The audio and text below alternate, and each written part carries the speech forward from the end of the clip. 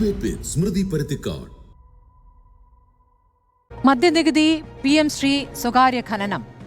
മുഖ്യമന്ത്രിക്കെതിരെ പ്രതിപക്ഷമുയർത്തി കോൺഗ്രസിലെ പ്രധാനപ്പെട്ട ചില നേതാക്കൾ ഏറ്റെടുത്ത വിഷയങ്ങളിൽ മറുപടിയായോ? മറുപടി പറയുമ്പോൾ വീര്യം കുറഞ്ഞ മദ്യം വിൽക്കാൻ ഭേദഗതി ഉണ്ടാക്കിയവരും PM ശ്രീയിൽ ഒളിച്ചൊപ്പിട്ടവരും സ്വകാര്യ ഖനന മുതലാളിമാർക്ക് ഒത്താശ ചെയ്തവരും കൂടുതൽ വെളിപ്പെടുകയാണോ ചെയ്തത്? ഒന്നാം പിണറായി സർക്കാർ വിദേശ നിർമ്മിത വിദേശ മദ്യത്തിന് 78% മാത്രം വിൽപ്പന നികുതി നിശ്ചയിച്ച കാര്യം മുഖ്യമന്ത്രി വെളിപ്പെടുത്തിയപ്പോൾ വീര്യം കുറഞ്ഞ മദ്യത്തിലെ ആരോപണത്തിന്റെ വീര്യം കെട്ടോ? സഭയിൽ നൽകിയ വ്യക്തത മുഖ്യമന്ത്രി പാർട്ടിയിലും മുന്നണിയിലും വരുത്തിയിരുന്നുവെങ്കിൽ പാർട്ടിയിലെ ജനാധിപത്യം അദ്ദേഹത്തിന് വിശദീകരിക്കേണ്ടി വരുമായിരുന്നു. നികുതി നയമാകുമോ എന്ന് UDF തീരുമാനിക്കുമെന്ന പ്രഖ്യാപനം വേണ്ടിവന്നത് മുഖ്യമന്ത്രിക്ക് ക്ഷീണമായില്ലേ? PM ശ്രീ ഒപ്പിട്ടത് സർവശിക്ഷാഭിയാൻ ഫണ്ട് കിട്ടാനെന്ന് വിശദീകരിച്ച പ്രതിപക്ഷ നേതാവ് പാർട്ടി മുഖപത്രത്തിൽ PM ശ്രീയെ പുകഴ്ത്തിയെഴുതിയ മുൻ വിദ്യാഭ്യാസ മന്ത്രിയുടെ ലേഖനത്തെ എങ്ങനെ വിശദീകരിക്കും? ഫണ്ട് കിട്ടാൻ വിശ്വാസയോഗ്യമായ പുകഴ്ത്തൽ വേണമെന്ന ഉപദേശം കൂടി കേന്ദ്ര സർക്കാർ ഇടനിലക്കാരിൽ നിന്നുണ്ടായിട്ടുണ്ടോ? കരിമണൽ ഖനനത്തിൽ സ്വകാര്യവൽക്കരണമെന്ന പ്രതിപക്ഷ ആരോപണം കേട്ട ഉടൻ വടിയെടുക്കുന്ന പാർട്ടി ഭരണകാലത്ത് മാത്രം പ്രത്യക്ഷപ്പെടുന്ന പ്രത്യയശാസ്ത്ര ധീരർക്ക് പ്രതിപക്ഷത്തിന് നൽകിയ ഊർജ്ജത്തിൽ ആശ്വാസമായോ? പോരിലാര് എന്നതാണ് ചോദ്യം.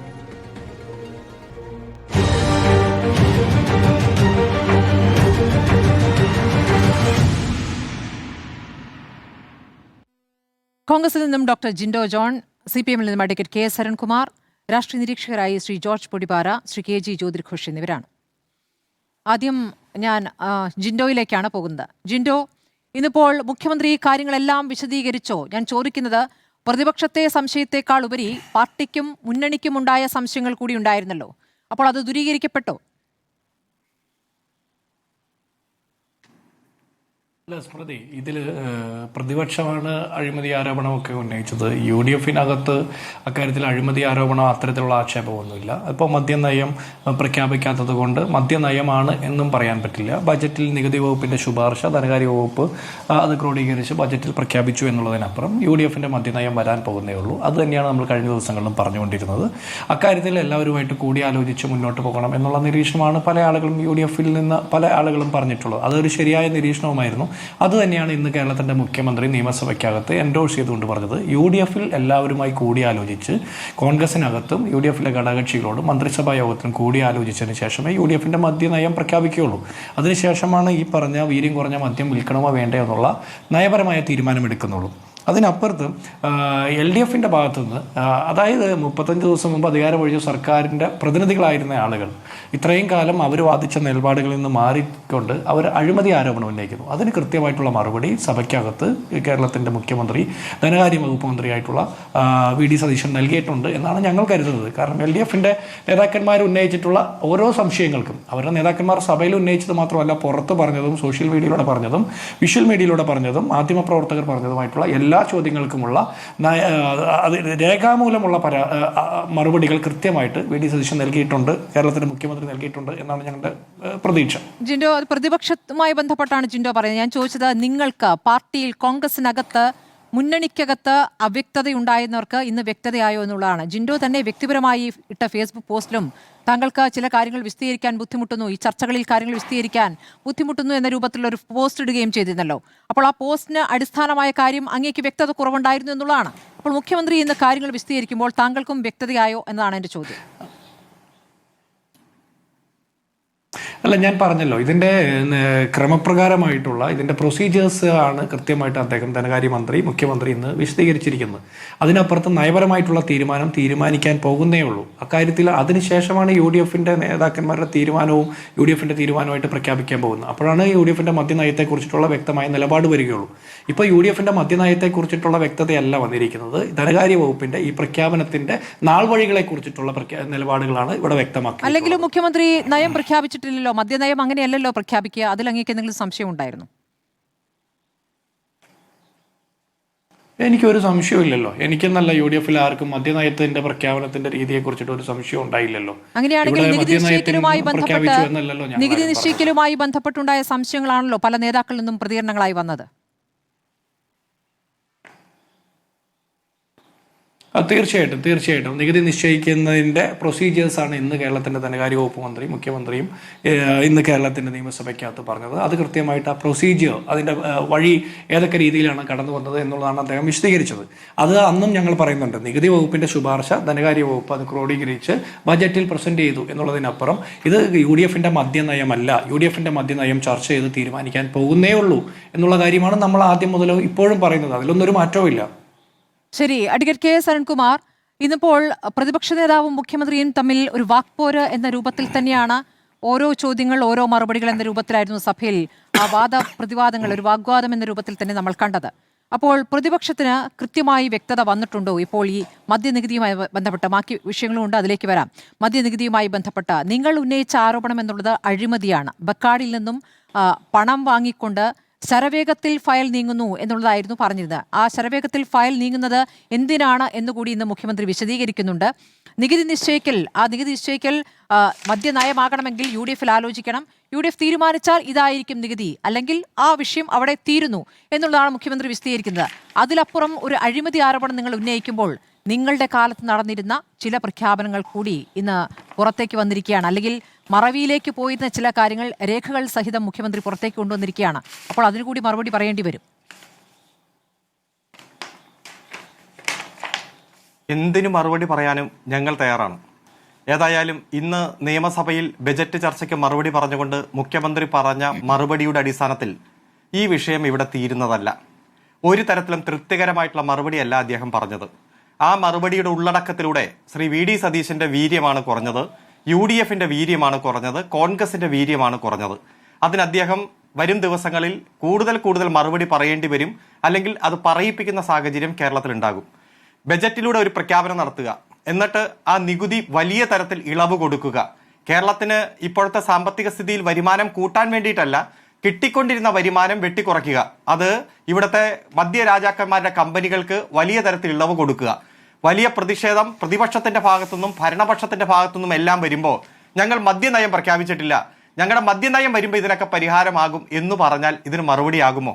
ആദ്യം ഒരു നയം പ്രഖ്യാപിക്കുകയും അതിന്റെ ഭാഗമായി നിയമ ഭേദഗതിയോ റൂള് ഭേദഗതി എന്തെങ്കിലും വേണമെങ്കിൽ അതും ഉൾപ്പെടുത്തി പൊതുസമൂഹത്തിന് മുന്നിൽ ആ മദ്യനയം വച്ചിട്ട് അതിന്റെ അടിസ്ഥാനത്തിലാണല്ലോ അതിൽ നികുതി നിർണ്ണയിക്കേണ്ടത്. ഇത് ഏറ്റവും ആദ്യം നികുതിയിൽ വലിയ ഇളവ് കൊടുക്കുന്നു. 2 മണിക്കൂർ 57 മിനിറ്റ് കൊണ്ട് ആ ഫയൽ മുഖ്യമന്ത്രിയുടെ മേശപ്പുറത്ത് വരുന്നു. 7 ഉദ്യോഗസ്ഥന്മാരൊക്കെ കണ്ട് ഇത്ര ചടുലതയോടെ വേഗത്തിൽ പോയി ഒരു പ്രഖ്യാപനം നടത്തുന്നു. അത് കോൺഗ്രസ് അറിഞ്ഞിട്ടില്ല, എക്സൈസ് ഡിപ്പാർട്ട്മെന്റ് അറിഞ്ഞിട്ടില്ല, അതുപോലെ AICC അറിഞ്ഞിട്ടില്ല എന്ന് പ്രധാനപ്പെട്ട നേതാക്കന്മാർ തന്നെ ജനങ്ങൾക്ക് മുന്നിൽ വിശദീകരിക്കുന്നു. പ്രതിപക്ഷം അടിയന്തര പ്രമേയം കൊണ്ടുവരുന്നു, അതിശക്തമായിട്ടുള്ള പ്രതിഷേധം വരുന്നു. ഇതിന്റെ പിന്നിലുള്ള കഥകൾ പുറത്തു വരും എന്ന സാഹചര്യം വന്നപ്പോൾ ഇന്ന് അദ്ദേഹം എക്സ്പ്ലനേഷൻ കൊടുത്തിട്ട് പറയുന്നു, അല്ല ഞങ്ങൾ തീരുമാനിച്ചിട്ടൊന്നുമില്ല. ഒരു കാര്യം ചോദിക്കട്ടെ, ബജറ്റ് പാസ്സായി അത് നികുതി ഇളവ് കൃത്യമായി പ്രാബല്യത്തിൽ വന്നതിന് ശേഷം ഏതെങ്കിലും കമ്പനി കേസായിട്ട് ഹൈക്കോടതിയിൽ പോയാൽ ഇവിടെ നയം വന്നിട്ടില്ല, അതുകൊണ്ട് ഈ നികുതി നിർദ്ദേശം നടപ്പാക്കാൻ പറ്റില്ല എന്ന് പറയോ? ഒരു നിയമ വ്യവഹാരത്തിലേക്ക് പോയാൽ ആ സമയത്തൊക്കെ തിരിച്ചടിയാകാൻ ഈ പ്രധാനപ്പെട്ട തീരുമാനം, ബജറ്റ് തീരുമാനം ഹേതുവായിട്ട് മാറില്ലേ?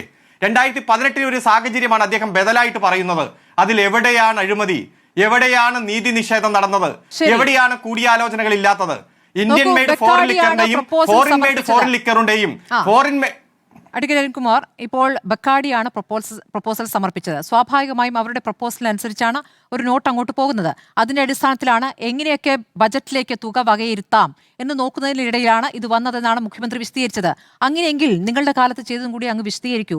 ഒന്നാം പിണറായി സർക്കാരിന്റെ കാലത്ത് ഇപ്പോൾ ഈ ഫോറിൻ ലിക്കറിന് 78% അല്ലേ?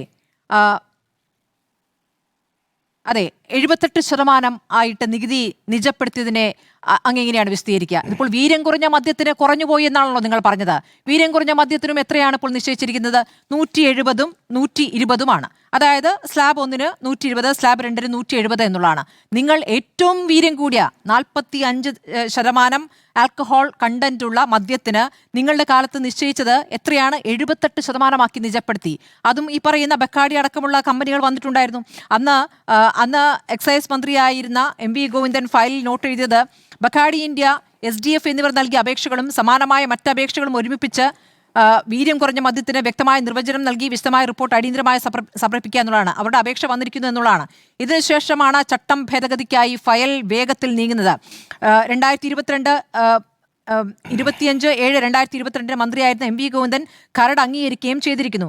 പിന്നീട് 2023 അന്നത്തെ എക്സൈസ് മന്ത്രിയായിരുന്ന എം പി രാജേഷ് ഇത് അംഗീകരിക്കുന്നു, ഈ ഭേദഗതി അംഗീകരിക്കുന്നു. അപ്പോൾ അതും അവിടെയും ബക്കാടിയുണ്ട്. അവിടെ നിങ്ങൾ ഇതിലും ഗുരുതരമായ കാര്യം, അതായത് വീര്യം കൂടിയ മദ്യത്തിനാണ് കുറഞ്ഞ സെയിൽസ് ടാക്സ് നിശ്ചയിച്ചത്. അതെങ്ങനെയാണ് വിശദീകരിക്കുക?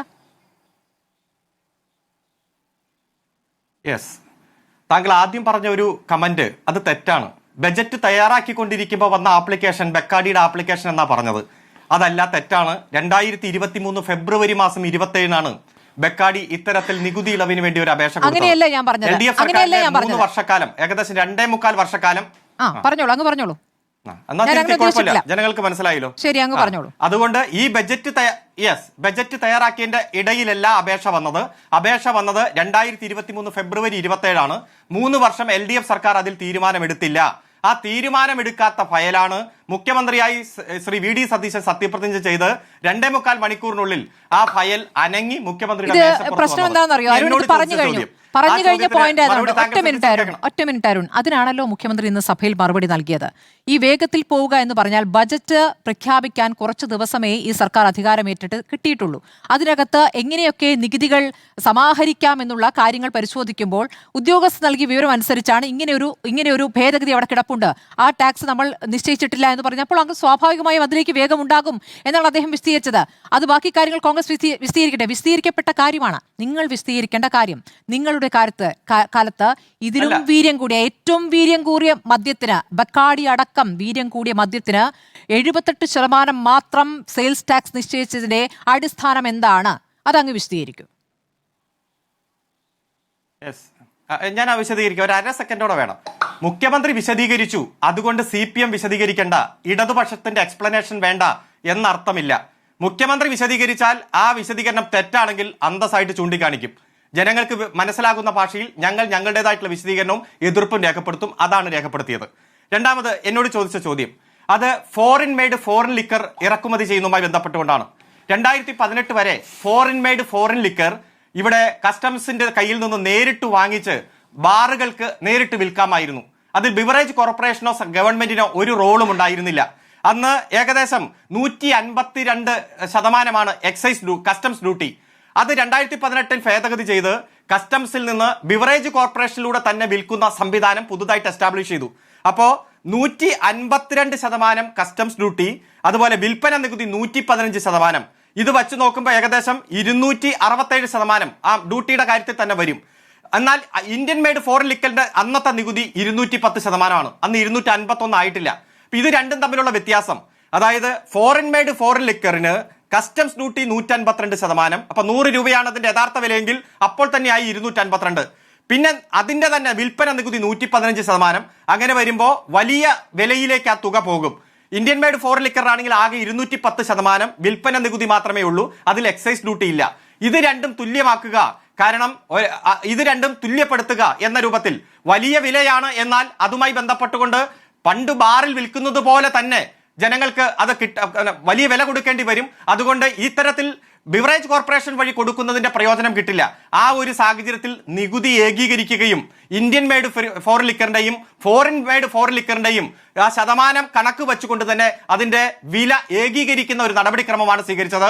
അത് പൊതുസമൂഹത്തിൽ വലിയ അന്ന് അവതരിപ്പിക്കുകയും എല്ലാവരും അംഗീകരിക്കുകയും അതൊരു നയത്തിന്റെ ഭാഗമായി തന്നെ ഉൾപ്പെടുത്തുകയും ചെയ്തു. ഒരേ മദ്യം അത് വിദേശത്ത് നിർമ്മിക്കുന്നു അല്ലെങ്കിൽ ഇന്ത്യയിൽ നിർമ്മിക്കുന്നു എന്നതിൽ ആൽക്കഹോൾ കണ്ടന്റിൽ മാറ്റമില്ല. അതിന് വ്യത്യസ്ത വില വരുന്ന സാഹചര്യം പാടില്ല. അത് ശതമാനത്തിൽ കുറവ് വന്നാലും കസ്റ്റംസ് ഡ്യൂട്ടി കിട്ടുകയാണ്, അതിന്റെ വിഹിതം സംസ്ഥാനത്തിന് കിട്ടുകയാണ്. അത് ഏകീകരിക്കുന്ന നടപടി അതിപ്പോ 8 വർഷങ്ങൾക്ക് ശേഷം ഉന്നയിച്ചിട്ട്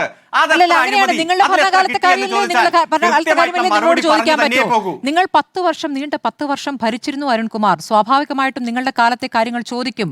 നിങ്ങൾ കാണിക്കുന്ന ഇരട്ടത്താപ്പുണ്ടോ എന്നുള്ള ചോദ്യം സ്വാഭാവികമായും നിങ്ങളോടുണ്ടാകും. നിങ്ങൾ നോക്കൂ, ഈ ബിയറിനേക്കാൾ വൈനേക്കാൾ വീര്യം കുറഞ്ഞ മദ്യത്തിന് ഈ 120ഉം 170ഉം സെയിൽസ് ടാക്സ് നിശ്ചയിക്കുന്നത് എങ്ങനെയാണ് കുറഞ്ഞ തുകയാവുന്നത്?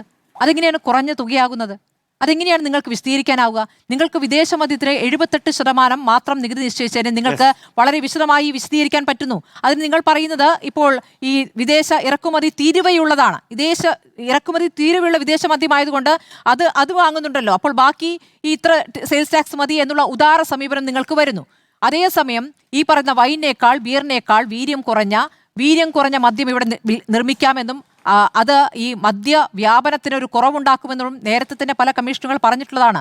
അങ്ങനെ ഒരു ഭേദഗതി തന്നെ കൊണ്ടുവന്നത് നിങ്ങളാണ്. ആ ഭേദഗതി നിങ്ങൾ കൊണ്ടുവന്നതിൽ ഒരു നികുതി നിശ്ചയിച്ചപ്പോഴേക്കും അതിൽ ഈ പറഞ്ഞ ബക്കാടി എന്ന് കേൾക്കുമ്പോൾ നിങ്ങൾ ഹാലിളകുകയാണെങ്കിൽ, നിങ്ങൾ ബക്കാടി എന്ന് തന്നെയാണ് ഇവിടെ പറഞ്ഞിട്ടുള്ളതേ.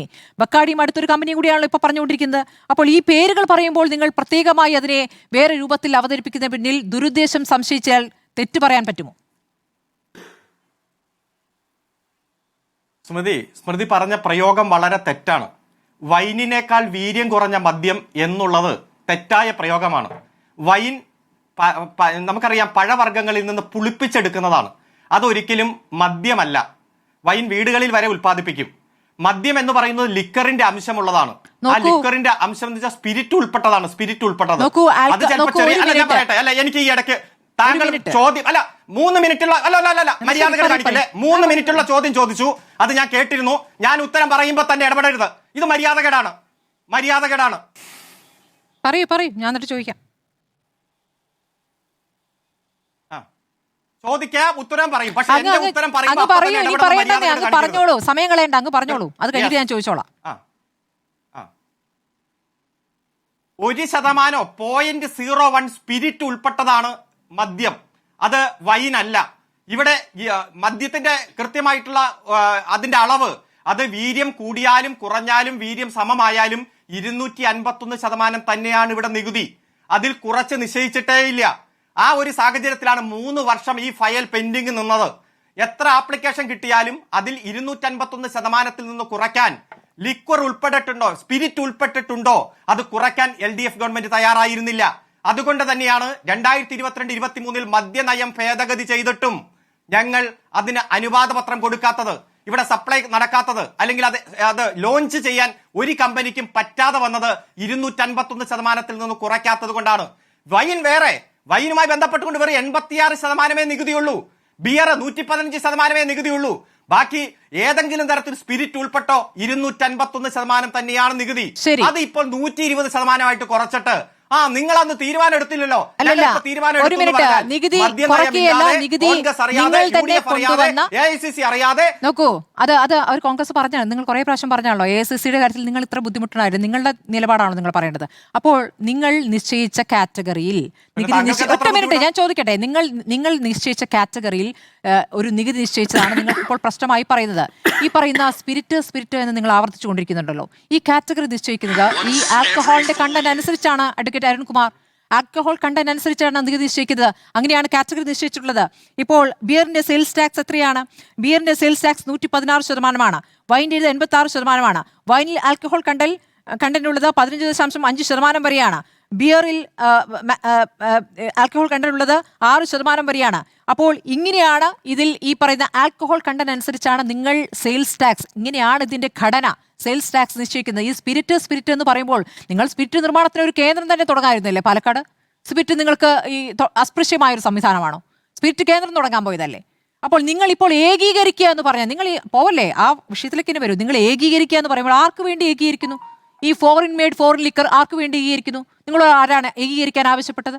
അങ്ങ് പറയൂ. താങ്കൾക്ക് എന്തത്ര ബുദ്ധിമുട്ട്? ഭയങ്കര വിഷമാണല്ലോ. പാലക്കാട് എന്ത് തുടങ്ങാൻ പോയിന്നാ പറഞ്ഞേ? ഇതുമായി ബന്ധപ്പെട്ടുകൊണ്ട് മദ്യനയം പ്രഖ്യാപിച്ച്, ഒറ്റ മിനിറ്റ്, മദ്യനയം പ്രഖ്യാപിച്ച് പൊതുസമൂഹത്തിലേക്ക് മദ്യനയം ചർച്ച ചെയ്യപ്പെടേണ്ട വേദികളിലെല്ലാം ചർച്ച ചെയ്തിട്ടാ ഞങ്ങൾ അതിലൊരു തീരുമാനം എടുത്തിരിക്കുന്നത്. UDF വന്ന് 35 ദിവസം ആയുള്ളൂ. ഇവിടെ 3 വർഷം മുമ്പ് കിട്ടിയ അപേക്ഷയിൽ ഇത്ര ചടുലതയോടെ, ഇത്ര വേഗതയോടെ 2.5 മണിക്കൂറിനുള്ളിൽ തന്നെ അതിന്റെ ഫയൽ വിരുത്തിച്ച് തീരുമാനമെടുത്തതിനെ കോൺഗ്രസ് തന്നെ നിശ്ചിതമായിട്ട് എതിർക്കുന്നു. എക്സൈസ് ഡിപ്പാർട്ട്മെന്റ് തന്നെ പറയുന്നു ഞങ്ങൾ ഇതൊന്നും അറിഞ്ഞിട്ടില്ല എന്ന്. എന്റെ ചോദ്യത്തിന് ഉത്തരം പറഞ്ഞു കഴിഞ്ഞത് ആവർത്തിക്കാതെ ദയവ് ചെയ്ത് നമ്മുടെ സമയക്രമം അങ്ങൊന്ന് മനസ്സിലാക്കി എന്റെ ചോദ്യത്തിന് ഉത്തരം തരൂ. ആവർത്തിക്കും. എന്റെ ചോദ്യത്തിന് ഉത്തരം തരൂ. അല്ല, 1 മണിക്കൂർ ചർച്ചയിൽ CPM-ന് വേണ്ടി അനുവദിക്കുന്ന സമയത്ത് എന്തു പറയണമെന്ന് ഞങ്ങൾ തീരുമാനിക്കും. ചോദ്യത്തിന് ഉത്തരമുണ്ടോ എന്ന് മാത്രമേ ഉള്ളൂ എനിക്ക് ചോദിക്കാൻ. അങ്ങയോട് വിനയത്തോടെ എനിക്ക് ചോദിക്കാനുള്ളത് അഡ്വക്കേറ്റ് അരുൺകുമാർ, വിനയത്തോടെ അങ്ങോട്ട് ചോദിക്കാനുള്ളത് എന്റെ ചോദ്യത്തിന് ഉത്തരമുണ്ടോ? അല്ലല്ല, മര്യാദകെട്ട ചോദ്യത്തിന് അല്ലല്ല. ഇടതുപക്ഷ വിരുദ്ധ വികാരം തലയ്ക്ക് പിടിച്ച് താങ്കൾ ചോദിക്കുന്ന ചോദ്യത്തിന് താങ്കൾക്ക് ഗുളിക രൂപത്തിൽ ഉത്തരം തരണമെന്ന് പറഞ്ഞാൽ അതിന് വേറെ ആളെ നോക്കിയാൽ മതി. ഞാൻ പറയുന്നത് കേൾക്കാൻ പറ്റുമെങ്കിൽ എന്നെ ചർച്ചയിൽ തുടരാൻ അനുവദിച്ചാൽ മതി. മൈക്ക് ഓഫ് ചെയ്ത് ഒരു ബുദ്ധിമുട്ടുമില്ല.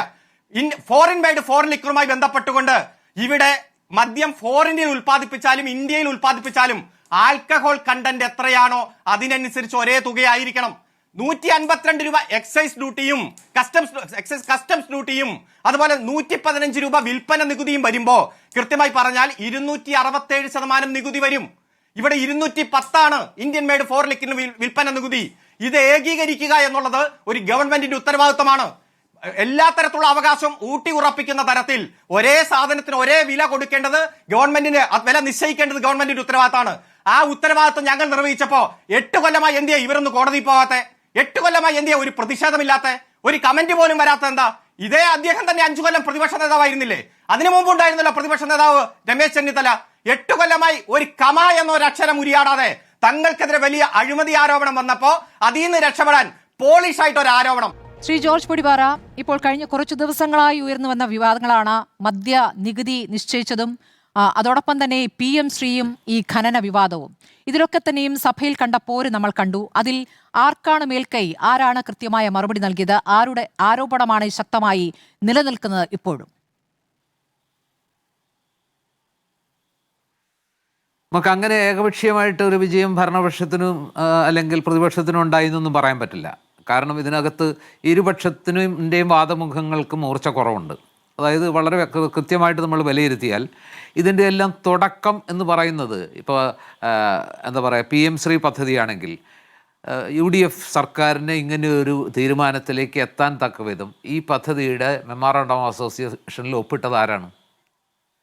LDF ആണ്. മാത്രമല്ല അതിനുള്ള നീക്കങ്ങൾ 2024 മുതൽ ഉണ്ടായിരുന്നു. അതനുസരിച്ച് അവർ ഒപ്പിട്ടു. മാത്രമല്ല ആകെപ്പാടെ ഇതൊന്ന് മാറ്റിവെക്കണം, കെപ്റ്റ് ഇൻ അബയൻസ് എന്ന് മാത്രമേ പറഞ്ഞിട്ടുള്ളൂ. അത് തന്നെ തയ്യാറായത് എങ്ങനെയാണ് നമുക്കറിയാമല്ലോ. അതിനകത്ത് എത്രമാത്രം ഒളിച്ചുകളി നടന്നു മുഖ്യമന്ത്രിയുടെ ഭാഗത്തുനിന്ന്, വിദ്യാഭ്യാസ മന്ത്രിയുടെ ഭാഗത്തുനിന്ന്, CPM എന്ന പാർട്ടിയുടെ ഭാഗത്തുനിന്ന്, സംസ്ഥാന സെക്രട്ടറിയെ പോലും അറിയിച്ചിട്ടില്ല. എന്നിട്ട് വലിയ പ്രക്ഷോഭം ഉണ്ടായി. CPI വേണ്ടി വന്ന മുന്നണി വിടാൻ പോലും തയ്യാറാകുമെന്നുള്ളൊരു ഘട്ടത്തിൽ സമ്മർദ്ദം താങ്ങാനാവാതെയല്ലേ ഈ ഇതിന്ന് പിന്മാറാൻ അല്ലെങ്കിൽ അങ്ങനെ ഒരു കത്തയച്ചതൊക്കെ. എന്നിട്ട് പോലും അതിൽ നിന്ന് പിന്മാറി എന്ന് പറഞ്ഞൊരു കത്ത് അയച്ചിട്ടില്ലല്ലോ. VD സതീശൻ പറഞ്ഞ പോലെ അബയൻസ് എന്നേ പറഞ്ഞിട്ടുള്ളൂ. അപ്പോൾ ഈ ഞങ്ങൾ ചെയ്യുന്നതെല്ലാം സാഹചര്യത്തിൻ്റെ സമ്മർദ്ദം കൊണ്ടും ശ്രീ പിണറായി വിജയൻ എന്ന് പറഞ്ഞ എന്താ ആ വിഷയത്തിൽ ഏറ്റവും പ്രധാനപ്പെട്ട കാര്യം പറഞ്ഞത്, അന്ന് ഈ SSA ഏതാണ്ട് 1100 കോടിയോളം രൂപ കിട്ടാനുണ്ടായിരുന്നു, തടഞ്ഞു വെച്ചിട്ടുണ്ടായിരുന്നു. കേരളത്തിലെ വിദ്യാഭ്യാസ മേഖലയ്ക്ക്, കേരളത്തിലെ സ്കൂളുകളിലെ കുട്ടികൾക്ക് ആ തുക നഷ്ടപ്പെടാൻ പാടില്ല.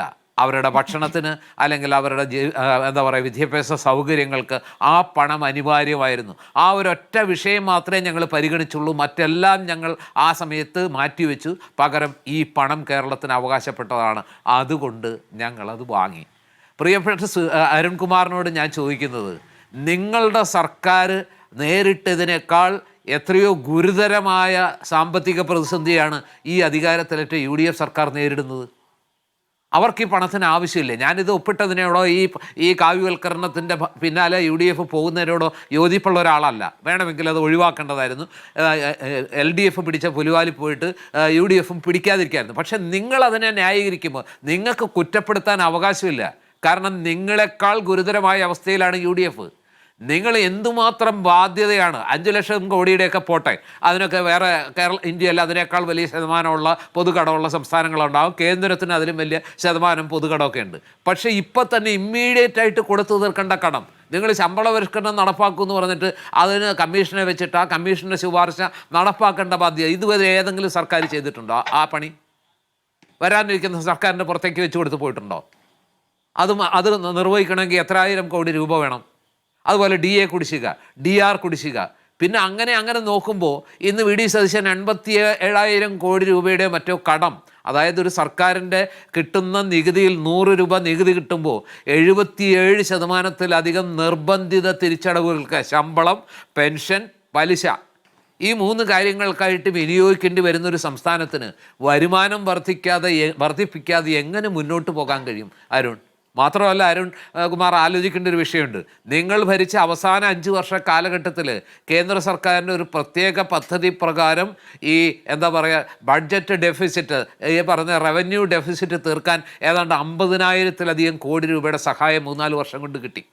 പക്ഷേ ഈ വരുന്ന സർക്കാരിന് കേന്ദ്ര ധനകാര്യ കമ്മീഷൻ അങ്ങനെ ഒരു ആനുകൂല്യം നൽകുന്നില്ല. ധനകാര്യ കുടിശ്ശിക ഇനത്തിൽ കാൽ കാശ് പോലും കിട്ടില്ല. അപ്പോൾ അതിൽ തന്നെ നിങ്ങൾ മുന്നോട്ട് വെച്ച ബജറ്റിനേക്കാൾ 20,000-ലധികം കോടി കുറവാണ്. 35,000 കോടി, 20,000 കോടി ഇല്ല. അപ്പോൾ ഇതെല്ലാം മുന്നിൽ നിൽക്കുമ്പോൾ ഏതെങ്കിലും രീതിയിൽ ധനസമാഹരണം നടത്താൻ ഒരു സർക്കാരും അതിന് നേതൃത്വം നൽകുന്ന മുഖ്യമന്ത്രിയും ശ്രമിച്ചാൽ നമുക്ക് അതിനെ എങ്ങനെ ധാർമ്മികമായി കുറ്റപ്പെടുത്താൻ കഴിയും? മാത്രമല്ല, അവർ കമ്മിറ്റ് ചെയ്ത ഇന്ദിരാ ഗ്യാരണ്ടി അടക്കമുള്ള വിവിധ പദ്ധതികളുണ്ട്. നിങ്ങൾ കൊടുത്തു തീർക്കാനുള്ള പണത്തിൻ്റെ കുറേയെങ്കിലും കൊടുത്ത് തീർക്കണ്ടേ? അപ്പോൾ ഇതെല്ലാം വെച്ച് നോക്കുമ്പോൾ ഒരുപക്ഷെ അവർ ആ സാഹചര്യത്തിൻ്റെ ശ്രീ പിണറായി വിജയൻ പറഞ്ഞതുപോലെ തന്നെ 1,100 കോടി രൂപയോളം എസ് എസ് എ ഫണ്ട് തടഞ്ഞു വെക്കുമ്പോൾ ആ ഫണ്ട് കിട്ടിയേ തീരൂ. കേരളം അത്രത്തോളം വലിയൊരു സാമ്പത്തിക പ്രതിസന്ധിയിലായിരിക്കെ ആ പണം കിട്ടാൻ പ്രത്യയശാസ്ത്രത്തിലല്ല ഞങ്ങൾ വിട്ടുവീഴ്ച ചെയ്തത്. ഞങ്ങൾ അത് ഒപ്പിട്ടു, പക്ഷേ ഞങ്ങളത് നടപ്പാക്കാനല്ല. അതെന്ത് വിചിത്രമായ ന്യായമാണ്? ഞങ്ങൾ ഒപ്പിട്ടു, അതുപോലും നേരായ വഴിക്കല്ല, ഘടകകക്ഷിയെ പോലും അറിയിക്കാതെ അവരെ പോലും ഇരുട്ടിൽ നിർത്തി. അപ്പം നിങ്ങൾക്ക് ന്യായീകരണങ്ങളുണ്ട് എല്ലാ കാര്യങ്ങൾക്കും. പക്ഷേ UDF അത്തരം ഒരു പ്രൊവിഷനും അല്ലെങ്കിൽ ഒരു ഡിസ്കൗണ്ടും കൊടുക്കാൻ നിങ്ങൾ തയ്യാറല്ല. അതെന്തുകൊണ്ടാണ്? നിങ്ങൾ എന്തെല്ലാം കാര്യങ്ങൾ പറഞ്ഞു. നിങ്ങളെപ്പോഴും സ്വകാര്യവൽക്കരണത്തെക്കുറിച്ചും മറ്റു കാര്യങ്ങളെക്കുറിച്ചും ഒക്കെ വലിയ വായിൽ പറയുന്നു. ഈ കഴിഞ്ഞ കുറേ വർഷങ്ങളായിട്ട് നിങ്ങൾ മറ്റ് സംസ്ഥാനങ്ങളിൽ നിന്ന് ഈ രാജ്യത്തിന് പുറത്തു നിന്ന് പ്രവാസികൾ, ലോക കേരള സഭ, അതുപോലെ തന്നെ എറണാകുളത്ത് ഇൻവെസ്റ്റേഴ്സ് മീറ്റ് തുടങ്ങി ഇതെല്ലാം പബ്ലിക് ഫണ്ട് അല്ലെങ്കിൽ പൊതുമേഖല വ്യവസായം തുടങ്ങാനായിരുന്നോ? അല്ലല്ലോ. ഇതൊക്കെ നിങ്ങൾ ചെയ്തത് എന്തിനായിരുന്നു? കേരളത്തിന് മുന്നോട്ട് പോകണമെങ്കിൽ ഇങ്ങനെ ദുർബലമായ വലിയ നഷ്ടത്തിൽ നടക്കുന്ന പൊതുമേഖലാ സ്ഥാപനങ്ങളിൽ നിന്ന് പുതിയ റീഇൻവെസ്റ്റ്മെൻറ്റ് പറ്റില്ല. പകരം കേരളത്തിൻ്റെ മുമ്പിൽ ഓരോ ഓപ്ഷനേ ഉള്ളൂ. അത് പ്രൈവറ്റ് ഇൻവെസ്റ്റ്മെൻ്റ് ആണ്. അത് കേരളത്തിന് അനുയോജ്യമായ മേഖലകളിൽ അത് അനിവാര്യമാണെന്നുള്ള തിരിച്ചറിവ് നിങ്ങൾക്കുണ്ടല്ലോ. പക്ഷേ ശ്രീ ജോർജ് പൊടിപാറ, പ്രതിപക്ഷത്തോട് അത് പറയാമെങ്കിലും നോക്കൂ, ഈ ഭരണപക്ഷം ഒരുമിച്ച് ഈ കാര്യത്തിൽ നിന്നിട്ടുണ്ടോ? മുഖ്യമന്ത്രി ഇക്കാര്യത്തിൽ എത്ര പിന്തുണ ലഭിച്ചിരിക്കുന്നതെന്നും പ്രധാനപ്പെട്ട കാര്യമാണല്ലോ. കോൺഗ്രസിൽ നിന്ന് പിന്തുണ ലഭിച്ചോ? ഈ 10 വർഷം നിശബ്ദനായിരുന്ന, ധാർമ്മികമായ കാര്യങ്ങളിൽ ധാർമ്മികമായി മാത്രം നിലപാടെടുക്കുന്ന മുതിർന്ന കോൺഗ്രസ് നേതാവ് VM സുധീരൻ ഈ 10 വർഷവും മദ്യനയവുമായി ബന്ധപ്പെട്ട് ഈ പറഞ്ഞ ബാറുകളുടെ എണ്ണം 905 ആയപ്പോഴൊന്നും പ്രതികരിക്കാതിരുന്ന VM സുധീരൻ ഇപ്പോൾ ഈ സർക്കാർ അധികാരമേറ്റ് 1 മാസത്തിനുള്ളിൽ എത്തുകയാണ്. ഒരു തിരുത്തൽ ശക്തിയായി സ്വയം അവതരിക്കുകയാണ്. എന്നാൽ ഈ കാര്യങ്ങൾ നേരിട്ട് സംസാരിക്കാൻ ഇവർക്കിടയിൽ എന്തെങ്കിലും ബുദ്ധിമുട്ടുകളുണ്ടോ? അവ്യക്തതയുണ്ടെങ്കിൽ അത് നേരിട്ട് പരിഹരിക്കാമല്ലോ. അത് പുറത്ത് കത്തായും ഫേസ്ബുക്ക് പോസ്റ്റായും അത് അവതരിപ്പിക്കപ്പെടുമ്പോൾ ആരാണ് അവിടെ ദുർബലമാകപ്പെടുന്നൊരു ചോദ്യമുണ്ടല്ലോ. അപ്പോൾ അപ്പുറത്ത് VD സതീശനായാലും ഇക്കാര്യങ്ങൾ നികുതി നിശ്ചയിക്കുന്ന കാര്യത്തിൽ പാർട്ടിയിൽ അക്കാര്യങ്ങൾ വിശദീകരിക്കാൻ കഴിഞ്ഞില്ല എന്നത് അദ്ദേഹത്തിനും ഒരു കുഴപ്പമായില്ലേ? ഇപ്പോൾ അതുകൊണ്ടാണല്ലോ ഇപ്പോൾ അദ്ദേഹത്തിന് ഈ പാർട്ടിയിലെ ജനാധിപത്യത്തെക്കുറിച്ചൊക്കെ ഈ സഭയിൽ വിശദീകരിക്കേണ്ടി വന്നത്. തീർച്ചയായിട്ടും സ്മൃതി പറയുന്ന ആ 2 പോയിന്റിലും ശരിയായ രീതിയിലുള്ള യുക്തിഭദ്രതയുണ്ട്. അതായത് സുധീറിന് എന്തുകൊണ്ട് ഈ പറഞ്ഞ ഉടനെ ഫേസ്ബുക്ക് പോസ്റ്റായിട്ട് പബ്ലിക് ഡൊമൈനിലേക്ക് അത് ഇട്ടു? അദ്ദേഹമാണല്ലോ ഡൽഹിയിൽ പോയിട്ട് VD സതീശന് വേണ്ടി ഏറ്റവും ശക്തമായി വാദിച്ച ഒരാൾ. അങ്ങനെ ആ നിലയ്ക്ക് അത്രയും വ്യക്തിബന്ധമുള്ള, അത്രത്തോളം അടുപ്പവും ഊഷ്മളമായ ബന്ധമുള്ള VM സുധീരന് വേണമെങ്കിൽ VD സതീശനെ ഫോണിൽ വിളിച്ചിട്ട് ഈ ഫേസ്ബുക്ക് പോസ്റ്റൊക്കെ ഇടുന്നതിന് മുമ്പ് അദ്ദേഹത്തിന് വിളിച്ചിട്ട്, സതീശ ഇത് ശരിയായില്ല, നിങ്ങൾ എന്തിനാ ഇത്ര തിടുക്കപ്പെട്ടത്, മദ്യനയം വന്നില്ലല്ലോ, അതിനുശേഷം പോരായിരുന്നോ എന്ന് ചോദിക്കാനുള്ള സ്വാതന്ത്ര്യവും അടുപ്പവും VM സുധീരൻ ഉണ്ടായിരിക്കെ അദ്ദേഹം എന്തുകൊണ്ട് ഫേസ്ബുക്ക് പോസ്റ്റിൽ ഇത് ആദ്യം ഇട്ടു? പബ്ലിക് ഡൊമൈനിലേക്ക് പ്രതിപക്ഷത്തിന് അടിക്കാനുള്ള ഒരു വലിയ വടി എന്തുകൊണ്ട് സുധീറിനെ പോലെ പരിണതപ്രജ്ഞനായ ഏറ്റവും പക്വതയുള്ള VD സതീശനായിട്ട് ഏറ്റവും സ്നേഹബന്ധമുള്ള ഒരു മനുഷ്യൻ എന്തുകൊണ്ട് അത് ചെയ്തു എന്നതിന് എനിക്ക് ഉത്തരവില്ല. അത് അദ്ദേഹത്തിന് മാത്രമേ ഉത്തരവുള്ളൂ. VD സതീശനോട് ചോദിക്കേണ്ട ഒരു ചോദ്യം, എന്തുകൊണ്ടാണ് അദ്ദേഹം പലപ്പോഴും, അദ്ദേഹം നല്ല ധനകാര്യമൊക്കെ നന്നായി പഠിച്ചിട്ടുള്ള ഒരാളല്ലേ, ഈ മദ്യനയത്തിൽ തൊട്ടാൽ പലപ്പോഴും പൊള്ളും എന്ന് അദ്ദേഹത്തിന് അറിയാവുന്നതാണ്. പിന്നെ എന്തിനാണ് ഇല്ലാത്തൊരു മദ്യനയത്തിൻ്റെ പേരിൽ LDF പോലും അറച്ചറച്ച് നിന്ന് അത് ചെയ്യാൻ ധൈര്യം കാണിക്കാതിരുന്ന ഈ വീര്യം കുറഞ്ഞ മദ്യത്തിൻ്റെ കാര്യത്തിൽ VD സതീശൻ എന്തിനാണ് ഇത്രയും വലിയ റിസ്ക് എടുക്കാൻ തയ്യാറായത്? അതിൻ്റെ ആവശ്യമില്ലായിരുന്നു. അവിടെയൊക്കെ ഒരു എടുത്തുചാട്ടത്തിൻ്റെ അംശമുണ്ട്. ഒരുപക്ഷെ അദ്ദേഹത്തിൻ്റെ ആവേശം കൊണ്ടാകാം. ആ ആവേശം അത്ര ശരിയായില്ല എന്നുള്ള അഭിപ്രായം തന്നെയാണ് എനിക്കുള്ളത്. പിന്നെ അരുൺകുമാർ പറഞ്ഞൊരു കാര്യം, സ്മൃതി, ഈ പറഞ്ഞ വിദേശ നിർമ്മിത വിദേശ മദ്യത്തിന് 78% അല്ലെങ്കിൽ 100% മാത്രം നികുതി ചുമത്തിയിട്ട് പരിഗണിച്ച് ഉള്ളപ്പോൾ നോക്കൂ ശ്രീ പൊടിപാറ, 78% ചുരുക്കി നിജപ്പെടുത്തുകയാണ് ഫോർവേഡ് ഫോറിൻ ലിക്കറിന്. അല്ല, അത് പിന്നീട് ഞാൻ അതിനു മുന്നത്തെ കാര്യത്തിൽ നോക്കൂ, അത് പിന്നീട് ഞാനൊരു കാര്യം ചോദിക്കുകയാണ്. സാധാരണഗതിയിൽ എക്കണോമിക്സിൽ ഒരു പ്രഖ്യാതമായൊരു ചൊല്ലുണ്ട് ടാക്സേഷനെ സംബന്ധിച്ച്. അതായത് broadest shoulder should bear the heaviest burden എന്നാണ് പറയുന്നത്. വീതിയുള്ള ചുമലുകൾ കൂടുതൽ ഭാരം താങ്ങണം. ഈ വിദേശ നിർമ്മിത വിദേശ മദ്യം കഴിക്കുന്ന ജോണി വാക്കറും ശിവാശ്രീകലും ബ്ലാക്ക് ഡോഗും അതടക്കമുള്ള ഇത്രയേറെ മുന്തിയ ബ്രാൻഡ് സാധനങ്ങൾ വാങ്ങിച്ച് കഴിക്കുന്ന ആളുകൾക്ക് ഈ 251% പാടുള്ളൂ എന്ന് എവിടുത്തെ നിയമം അത്? കാറുകളുടെ കാര്യത്തിൽ, ഇറക്കുമതി ചെയ്യുന്ന കാറുകളുടെ കാര്യത്തിൽ ഈ നിയമം കേന്ദ്രം പാലിക്കുന്നുണ്ടോ? അത് വേണോ? അതിനനുസരിച്ച് ആനുപാതികമായിട്ട് വലിയ നികുതി കൊടുക്കണം. അതാണ് ഞാൻ പറഞ്ഞ വീതിയുള്ള ചുമലുകൾ വലിയ ഭാരം താങ്ങണം, കൂടുതൽ ഭാരം താങ്ങണം. കേരളത്തിലെ സാധാരണക്കാരനായ കർഷക തൊഴിലാളിയായ അതുപോലെ തന്നെ ചുമട്ടു തൊഴിലാളിയായ ആളുകൾ 251% അവൻ ഇന്ത്യൻ നിർമ്മിത വിദേശ മദ്യം വാങ്ങി കുടിക്കണം. നേരെ മറിച്ച് അത്രയും മാത്രം നികുതി കൊടുത്തിട്ട് ശിവാശ്രീകളും ബ്ലാക്ക് ഡോഗും ഒക്കെ വാങ്ങി കഴിക്കാം. ഇത് എവിടുത്തെ മര്യാദ? ഇത് ഇങ്ങനെയാണോ? പ്രോഗ്രസീവ് ടാക്സേഷൻ എന്ന് പറഞ്ഞൊരു സാധനമുണ്ട്. ശരി. അപ്പോൾ അതൊന്നും നിങ്ങൾക്ക് അറിയാത്തതാണോ? അപ്പം നിങ്ങൾക്ക് താല്പര്യമുള്ളൊരു വിഭാഗത്തിന് നിങ്ങൾ ആഗ്രഹിക്കുന്ന രീതിയിൽ വരുമാനം ഉണ്ടാക്കാൻ ആഗ്രഹിക്കുമ്പോൾ നിങ്ങൾക്ക് എന്ത് വിട്ടുവീഴ്ചയും ചെയ്യാൻ ഒരു മടിയില്ല. വേറെ ആരെങ്കിലും എന്തെങ്കിലും ചെയ്താൽ നിങ്ങൾ കൊടയും കുരിശുമായിട്ട് ഇറങ്ങും. അവരെ മുഴുവൻ എന്താ പറയുക, ഇതൊരു തുടക്കമാണ്. 30 ദിവസമായിട്ടുള്ളൊരു സർക്കാരിനെതിരെ ആഞ്ഞടിക്കുകയാണ്. കഴിഞ്ഞ സർക്കാരുകളുടെ കാലത്തൊക്കെ പ്രതിപക്ഷം അല്പം സമയം കൊടുക്കാറുണ്ട്, സമരങ്ങൾക്കും പ്രതിഷേധങ്ങൾക്കും ഒക്കെ ഒരു സമയം കൊടുക്കാറുണ്ട്. പക്ഷേ ഇത് 1 മാസം തികയും മുൻപ് തന്നെ തുടങ്ങി എന്നുള്ളതാണ്. ഇപ്പോൾ 1 മാസം കഴിഞ്ഞിരിക്കുന്നു, അതിനു മുൻപ് തന്നെ തുടങ്ങി ആരോപണങ്ങളും ഈ പ്രതിഷേധങ്ങളും എന്ന രൂപത്തിലേക്ക് വരുന്നു. തീർച്ചയായിട്ടും അത് നമുക്ക് വിശ്വസിക്കാൻ പറ്റുന്നില്ല. ഒരുപക്ഷെ ഈ 5-10 വർഷക്കാലം ഒരു സമരവും ചെയ്യാതെ, തെരുവിലിറങ്ങാതെ, മര്യാദയ്ക്കൊരു മുദ്രാവാക്യം വിളിക്കാൻ പറ്റാതെ വല്ലാതെ അടങ്ങി ഒതുങ്ങാൻ വിധിക്കപ്പെട്ട ഒരു വിഭാഗം ഉള്ള ഊർജവും ആവേശവും മുഴുവൻ ഈ സമരരംഗത്തേക്ക് ഇറങ്ങി തീർക്കുകയാണെന്ന് എനിക്ക് തോന്നുന്നത്. അല്ലാതെ ഇവർക്ക് ഇത്രയും വിളകി മറിയാൻ മാത്രമുള്ളൊരു വിഷയമൊന്നും ഇപ്പോൾ ഉണ്ടായിട്ടില്ല കേരളത്തിൽ. ഒരു ചെറിയ മര്യാദയൊക്കെ കൊടുക്ക്. ഒരു പുതിയ സർക്കാർ, കടക്കണിയിൽ കുടുങ്ങിക്കിടക്കുന്ന ഒരു സർക്കാർ, അതിനെ ഒന്ന് ശ്വാസം വിടാൻ അനുവദിക്കൂ അരുൺകുമാർ. അതാണ് എന്റെ അഭ്യർത്ഥന. ശരി, ശ്രീ കെ ജി 6 മാസം കഴിഞ്ഞിട്ട് നിങ്ങൾ എന്ത് വേണേ ചെയ്യേ. ശരി, ശ്രീ കെ ജി ജ്യോതിർഘോഷ്, സഭയിലുണ്ടായ വാദപ്രതിവാദത്തിൽ ആർക്കാണ് മേൽക്കൈയെന്നാണ് അങ്ങയുടെ വിലയിരുത്തൽ?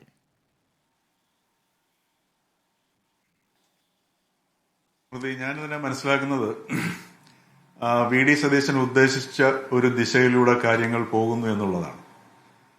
കാരണം അദ്ദേഹം അധികാരത്തിലേറ്റ് അധികം താമസിയാതെ തന്നെ അദ്ദേഹം ഗുരുവായൂർ സന്ദർശനത്തിന് പോയി. ഭാവിയിൽ മാധ്യമപ്രവർത്തകരുടെ ഭാഗത്തു നിന്നുണ്ടാകുന്ന ചോദ്യത്തെ മുൻകൂട്ടി കണ്ട് 1000 രൂപയുടെ ടിക്കറ്റ് എടുത്ത് ഒരു സാധാരണ ഭക്തനെ പോലെ അകത്ത് കയറി മടങ്ങി വന്ന വി ഡി സതീശൻ എന്ന മുഖ്യമന്ത്രി. അപ്പൊ അത്ര വളരെ സൂക്ഷ്മതയോടുകൂടി കാര്യങ്ങൾ ചെയ്യുന്ന ഒരു വ്യക്തിയാണ് വി ഡി സതീശൻ. അപ്പൊ അദ്ദേഹം ഈ ബജറ്റിൽ ഈ ഒരു നിർദ്ദേശം, നികുതി നിർദ്ദേശം അല്ലെങ്കിൽ ആ ഇളവ് വരുത്തിയത് നമ്മളെക്കാളെല്ലാം അല്ലെങ്കിൽ കേരളത്തിലെ ആരേക്കാളും നന്നായിട്ട് അറിയാം ഈ രീതിയിലുള്ള ഒരു വിവാദത്തിലേക്ക് സംഗതികൾ പോകുമെന്ന്. അപ്പൊ അതിലേക്ക് മുഴുവൻ പ്രതിപക്ഷത്തിന്റെയും ജനങ്ങളുടെയും മാധ്യമങ്ങളുടെയും ശ്രദ്ധ അതിലേക്ക് കേന്ദ്രീകരിക്കുമ്പോൾ മറ്റ് ചില സംരക്ഷിത മേഖലകൾ അദ്ദേഹം ഈ ബജറ്റിൽ നിർദ്ദേശിച്ചിട്ടുള്ള ചില ഭാഗങ്ങളുണ്ട്, അതുമായിട്ട് മുന്നോട്ട് പോകാൻ വലിയ പ്രയാസമില്ലാതെ പോകാൻ കഴിയും. അത് എനിക്ക് തോന്നുന്നു അതിനുള്ള ഒരു ടെക്നിക്കാണ്. അതല്ലെങ്കിൽ, കാരണം വി ഡി സതീശന് നന്നായിട്ട് അറിയാം വില കൂട്ടുന്നത് മദ്യ ഉപഭോഗം കുറയ്ക്കുക എന്ന നയത്തിനെ പിൻപറ്റിയാണെന്നുണ്ടെങ്കിൽ വില കുറയ്ക്കുക എന്നത് മദ്യ ഉപഭോഗം കൂട്ടുന്നു എന്ന നയവ്യതിയാനമാണ് എന്ന് നമ്മളെക്കാൾ നന്നായിട്ട് അറിയാവുന്ന വ്യക്തിയാണ് വി ഡി സതീശൻ. അദ്ദേഹത്തിന് ഞാൻ ഈ കേരളത്തിൽ നമ്മൾ കണ്ടിട്ടുള്ള ഈ രാഷ്ട്രീയ നേതാക്കളിൽ ഏറ്റവും നല്ല ഫോക്കസ്ഡ് ആയിട്ട് പ്രവർത്തിക്കുകയും ഫോക്കസ്ഡ് ആയിട്ട് കാര്യങ്ങൾ മനസ്സിലാക്കുകയും ചെയ്യുന്ന ഒരു രാഷ്ട്രീയ നേതാവാണ് വി ഡി സതീശൻ. ഇവിടെ എന്തുകൊണ്ട് ഞാൻ മനസ്സിലാക്കുന്നത്, അദ്ദേഹം ഈ നമ്മളുടെ ഇപ്പൊ വളരെ വ്യക്തമായിട്ടൊരു പിക്ചർ നമ്മളുടെ മുമ്പിൽ ഈ ബജറ്റിലൂടെ അവതരിപ്പിച്ചിട്ടുണ്ട്. എങ്ങനെയാണ് ഒരു തന്റെ മനസ്സിലുള്ള കേരളം വികസിപ്പിക്കാൻ ഉദ്ദേശിക്കുന്ന കേരളം എങ്ങനെയാണ് ആ മൊത്തത്തിൽ വികസിപ്പിക്കാനുള്ള ഒരു ചിത്രം നമ്മളുമായിട്ട് അദ്ദേഹം വളരെ വ്യക്തമായിട്ട് ഷെയർ ചെയ്തു.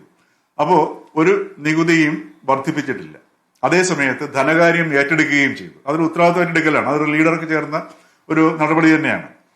അപ്പൊ അതിന് പണം വേണം. ആ പണം വേണമെന്നുണ്ടെങ്കിൽ ഖജനാവ് നിറഞ്ഞേ പറ്റും.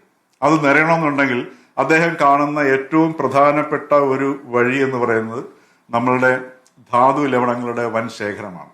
യഥാർത്ഥത്തിൽ നമ്മളുടെ ഈ കരിമണൽ എന്ന ഈ ധാതു വർഷങ്ങളായിട്ട് ഞാൻ കൊല്ലം സ്വദേശിയാണ്. ഞാൻ ചെറുതിലെ കുഞ്ഞായിരിക്കുമ്പോൾ തന്നെ കേൾക്കുന്നതാണ് ഇത്ര പിടി മണ്ണെടുത്തു കഴിഞ്ഞാൽ ഇത്ര രൂപയാണ് അതിന്റെ വില എന്നുള്ളത്. അന്ന് തൊട്ടേ ഇതിന്റെ ഈ കള്ളക്കടത്തും മോഷണങ്ങളും ബോട്ടിക്കടത്തലും ഒക്കെ നടക്കുന്നുണ്ട്. ഇത് ശരിക്കും ഉപയോഗിച്ചിരുന്നു എങ്കിൽ ഇന്ന് അറബ് രാജ്യങ്ങളെക്കാൾ സമ്പന്നമായ ഒരവസ്ഥ കേരളത്തിനുണ്ടാകുമായിരുന്നു. അത് നമ്മളിതിൽ ഉപയോഗിച്ചില്ല. അത് മുഴുവൻ കൊള്ളയടിക്കപ്പെട്ടിരിക്കുകയായിരുന്നു. ഇപ്പൊ ഇവിടെ വി ഡി സതീശൻ ഉദ്ദേശിച്ചിരിക്കുന്നത് ഈ മിനറൽ കോറിഡോറാണ്. അത് കേന്ദ്ര സർക്കാരുമായിട്ട് ചേർന്നിട്ടാണ്. അപ്പൊ ഈ കേന്ദ്ര സർക്കാർ അത് പ്രഖ്യാപിച്ചിരിക്കുന്നതിന് ഒരു പശ്ചാത്തലമുണ്ട്. അതായത് ഇപ്പോ ലോകത്തിൽ രണ്ടാമത്തെ രാജ്യമാണ് ഒരു PFBR എന്ന് പറയുന്ന, അതായത് പ്രോട്ടോടൈപ്പ് ഫാസ്റ്റ് ബ്രീഡർ റിയാക്ടർ. അത് നമ്മളുടെ കൽപ്പാകം അറ്റോമിക് സെന്ററിൽ അതിന്റെ ക്രിട്ടിക്കൽ ടെസ്റ്റിൽ വിജയം നേടിയിരിക്കുന്നത്.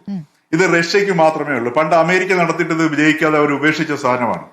ഇത് തോറിയം ബേസ്ഡ് ആണ്. ഈ തോറിയം ലോകത്തിലെ ഏറ്റവും കൂടുതൽ ഡെപ്പോസിറ്റ് കിടക്കുന്നത് ആന്ധ്ര, തമിഴ്നാട്, കേരള തീരങ്ങളിലാണ്. അതിൽ ഏറ്റവും കൂടുതൽ ലോകത്തിൽ ഡെപ്പോസിറ്റ് ഉള്ളത് ഈ കേരള തീരത്താണ്. ഇതിന്റെയും കൂടെയൊക്കെ പശ്ചാത്തലത്തിലാണ് കേന്ദ്ര സർക്കാർ ഈ മിനറൽ കോറിഡോർ കൊണ്ടുവരികയും വാല്യൂ എഡിഷൻ, ഈ മോണോസൈറ്റും അതിൽ നിന്നൊക്കെയാണ് ഈ തോറിയം ഡെവലപ്പ് ചെയ്യുന്നത്. ഇത് വരികയാണെങ്കിൽ ഇന്ത്യ ഊർജത്തിന്റെ കാര്യത്തിൽ സ്വയം പര്യാപ്തമാകുന്ന ഒരവസ്ഥയിലേക്ക് മാറുന്നു. അതായത് ഈ PFBRന്റെ നെക്സ്റ്റ് ലെവൽ ടെസ്റ്റും കൂടെ കഴിഞ്ഞാൽ, ഈ തോറിയം ലഭ്യതയും കൂടെ വന്നു കഴിഞ്ഞാൽ നമുക്ക് വേറെ ആരെയും ഊർജ ആവശ്യത്തിന് പിന്നെ അവലംബിക്കേണ്ട ആവശ്യം വരില്ല. ഇത് യഥാർത്ഥത്തിൽ ഈ BFBRന്റെ ക്രിട്ടിക്കൽ സക്സസ് നമ്മളുടെ മാധ്യമങ്ങൾ വേണ്ട രീതിയിൽ അത് കൈകാര്യം ചെയ്തോ എന്ന് എനിക്ക് സംശയമുണ്ട്. എപ്പോഴും അത് പരിസ്ഥിതി വിഷയവുമായി ബന്ധപ്പെട്ടാണ്. അത് ആ പ്രദേശം തന്നെ പരിസ്ഥിതി വിഷയവുമായിട്ട് ബന്ധപ്പെട്ടുള്ള വിഷയങ്ങൾ മാത്രമാണ് കേന്ദ്രീകരിച്ചിട്ടുള്ളത്. അതും ഉറപ്പായും പരിഗണിക്കേണ്ട, അല്ലെങ്കിൽ ഏറ്റവും ഗുരുതരമായ ഒരു സാഹചര്യം അവിടുത്തെ ജനങ്ങളെ സംബന്ധിച്ചുമുണ്ടല്ലോ. ഒരുപാട് സമരങ്ങൾ ഇപ്പോഴും, തോട്ടപ്പള്ളി സമരം അടക്കം, ഇനിയും അത് ശക്തമാക്കുമെന്നുള്ള അവരുടെ പ്രതികരണം കൂടി വരുന്ന ഘട്ടം കൂടിയാണ്. തീർച്ചയായിട്ടും അതെ, അതിലേക്കാണ് ഞാൻ വരുന്നത്. അപ്പൊ തീർച്ചയായിട്ടും അവിടെയുള്ള പരിസ്ഥിതി പ്രശ്നങ്ങള്, അവിടുത്തെ ജനങ്ങളുടെ പ്രശ്നങ്ങള്, അതോടൊപ്പം തന്നെ ഇത് സ്വകാര്യവൽക്കരിക്കുക എന്നുള്ള ഈ മൂന്ന് സംഗതി, ഈ മൂന്ന് നറേറ്റീവ് വന്നു കഴിഞ്ഞാൽ ഒരു പക്ഷേങ്കിൽ ഈ വി ഡി സതീശന്റെ മനസ്സിലുള്ള ഉദ്ദേശങ്ങൾ ഈ കോറിഡോറിനെ എങ്ങനെ വിനിയോഗിച്ച് കേരളത്തിന്റെ ഖജനാവിലേക്ക് ഗുണമുണ്ടാക്കാം, അതോടൊപ്പം തന്നെ എങ്ങനെ ഇത് പരിസ്ഥിതി ദോഷമില്ലാത്ത രീതിയിൽ നടപ്പിലാക്കുകയും ചെയ്യാം എന്നൊരു വലിയൊരു വിഷയം അവിടെയുണ്ട്. അത് ഈ ഒരു നറേറ്റീവ് കേരളത്തിൽ ഉണ്ടായിക്കഴിഞ്ഞാൽ അതിനെ മറികടക്കുക വലിയ പ്രയാസമാണ്. ഇപ്പൊ പരിസ്ഥിതിയുടെ വിഷയത്തിലാണെങ്കിലും, അതോടൊപ്പം തന്നെ അവിടെയുള്ള ജനങ്ങളുടെ പ്രശ്നങ്ങളാണെങ്കിലും, അതേപോലെ ഇത് സ്വകാര്യ മേഖലയ്ക്ക് ഇതിനകത്ത് മുന്തിയ പങ്ക് കൊടുക്കുന്നു എന്ന രീതിയിലൊക്കെ വരുമ്പോഴത്തേക്ക് ഒരു നറേറ്റീവ് ആ രീതിയിൽ അത് ക്രിയേറ്റ് ചെയ്ത് കഴിഞ്ഞാൽ സതീശന്റെ പദ്ധതി മുഴുവൻ അവിടെ പാളുകയാണ് ചെയ്യുന്നത്. അപ്പോ അത് വരാതെ ഈ പറഞ്ഞതുപോലെ അവിടെയുള്ള ജനങ്ങളുടെ വിഷയമുണ്ട്, അതേപോലെ തന്നെ പരിസ്ഥിതി നാശം വരുത്താതെ ഇത് എങ്ങനെ നടപ്പിലാക്കണമെന്നുണ്ട്. അതൊക്കെ ഈ പൊതുസമൂഹത്തിന്റെ ജാഗ്രത ഉണ്ടെങ്കിൽ ഇന്ന് അത് ലഭ്യമാകുന്ന, അത് പ്രാവർത്തികമാക്കാൻ പറ്റുന്ന സാഹചര്യം എന്നുണ്ട്. സ്വകാര്യ സംവിധാനങ്ങൾക്ക് മൈനിങ്ങിന് അവകാശം കൊടുക്കുന്നില്ല എന്ന് തന്നെയാണ് സഭയിൽ നിന്ന് അദ്ദേഹം വിശദീകരിച്ചത്. മെറ്റീരിയൽ വാല്യൂ എഡിഷൻ ആണ് നടക്കുക എന്നാണ് പറയുന്നത്. അപ്പോൾ ആയിരക്കണക്കിന് കോടി രൂപ കിട്ടുന്ന ഒരു മെറ്റീരിയൽ വാല്യൂ എഡിഷൻ നടത്തുന്നു എന്നുള്ളതാണ് അദ്ദേഹം വിശദീകരിക്കുന്നത്. അത് പൂർണ്ണമായും നമുക്കൊന്നും മനസ്സിലാകുന്നില്ല. പക്ഷേ എന്തായാലും മൈനിങ് സ്വകാര്യ മേഖലയ്ക്കില്ല എന്നതിൽ വ്യക്തത വരുന്നുണ്ട്. അതിനകത്ത് ഇവിടെ കേന്ദ്ര സർക്കാരിന്റെ ഈ പദ്ധതിയിൽ പ്രാഥമിക ലക്ഷ്യം കൊടുക്കുന്നത് വാല്യൂ അഡീഷൻ ആണ്. അത് എന്തുകൊണ്ടെന്ന് വെച്ച് കഴിഞ്ഞാൽ ഇന്ത്യയുടെ മുഴുവൻ ഈ ഊർജ ആവശ്യം നമ്മുടെ ഈ കേരള തീരത്തിലുള്ളയും അല്ലെങ്കിൽ ഈ ബീച്ച് സാൻഡ് മൈനിങ്ങിലൂടെ അല്ലെങ്കിൽ അതിലൂടെ നടക്കുന്ന ഈ ധാതു ലവണങ്ങളുടെ പരിവർത്തനത്തിലൂടെ സാധ്യമാവുകയാണെന്നുണ്ടെങ്കിൽ അതിനാണ് പ്രാഥമിക ലക്ഷ്യങ്ങൾ. അതുകൊണ്ടാണ് മൈനിങ്ങിന് സെക്കൻഡറി ആണ്. ഇപ്പൊ കേന്ദ്ര ഗവൺമെന്റ് തന്നെ അത് പരിശോധിച്ച് നോക്കുകയാണെങ്കിൽ പ്രാഥമികമായ ഊന്നൽ കൊടുക്കുന്നത് ഈ വാല്യൂ അഡീഷനാണ്. സെക്കൻഡറി ആണ് മൈനിങ് എന്ന് പറയുന്നത്. അത് വി ഡി സതീശൻ പറഞ്ഞതിനകത്ത് ഈ സെക്കൻഡറി എന്നുള്ള ആസ്പെക്ട് വിട്ടുപോയിട്ടുണ്ടെന്ന് മാത്രമേ ഉള്ളൂ. പ്രാഥമികമായി ഊന്നൽ കൊടുക്കുന്നത് ഈ ഒരു അവസ്ഥയിലേക്കാണ്. അത് മെയിനായിട്ട് അവർ ലക്ഷ്യം വെക്കുന്നത് ഈ തോറിയം ഡെവലപ്പ് ചെയ്യുക, ഇന്ത്യയുടെ ഊർജ്ജ സ്വയം പര്യാപ്തത കൈവരിക്കുക എന്നുള്ളതാണ്. അവിടെയാണ് ഇതിന്റെ ഒരു സാമ്പത്തികമായ നേട്ടം കിടക്കുന്നത്. അതുകൊണ്ട് എനിക്ക് തോന്നുന്നു വി ഡി സതീശൻ ബോധപൂർവം മുഖ്യമായ ഈ ആക്ഷേപങ്ങളും ആരോപണങ്ങളും താൻ കുറച്ച് പഴി കേട്ടാൽ പോലും ഈ ഒരു വിഷയത്തിലേക്ക് വരികയാണെന്നുണ്ടെങ്കിൽ ഇതിനെ രക്ഷപ്പെടുത്തിയെടുക്കാം എന്നുള്ളതായിരിക്കണം. അതുകൊണ്ടായിരിക്കണം ഈ വി ഡി സതീശൻ ഈ ഒരു നിർദ്ദേശം ഇവിടെ വെക്കുകയും. പക്ഷേ സംശയമുള്ള കാര്യത്തിൽ ജ്യോതിഘോഷ്, എനിക്ക് ചോദിക്കാനുള്ളത് ഈ ഖനനം എത്രത്തോളം മുൻ കോൺഗ്രസ് സർക്കാരുകളെ അല്ലെങ്കിൽ UDF സർക്കാരുകളെ ബുദ്ധിമുട്ടിലാക്കിയിട്ടെന്ന് നമ്മുടെ മുന്നിലുണ്ട്. AK ആന്റണി സർക്കാരിനെതിരെ സമരം ചെയ്തതിൽ അന്ന് VM സുധീരൻ ഉണ്ടായിരുന്നു, അന്ന് KC വേണുഗോപാലും ഉണ്ടായിരുന്നു. പിന്നീട് വലിയ രീതിയിൽ ആ പ്രതിഷേധം വരുമ്പോൾ അത് വേണ്ടെന്ന് വെക്കുന്ന ഒരു തീരുമാനത്തിലേക്ക് ആന്റണിക്ക് പോകേണ്ടി വന്നു. അപ്പോൾ ഇത് കാലാകാലങ്ങളിൽ എതിർക്കപ്പെടുന്ന പരിസ്ഥിതിയുമായി ബന്ധപ്പെട്ട വിഷയം കൂടി അവിടെ നിൽക്കുന്നതുകൊണ്ടാണ്.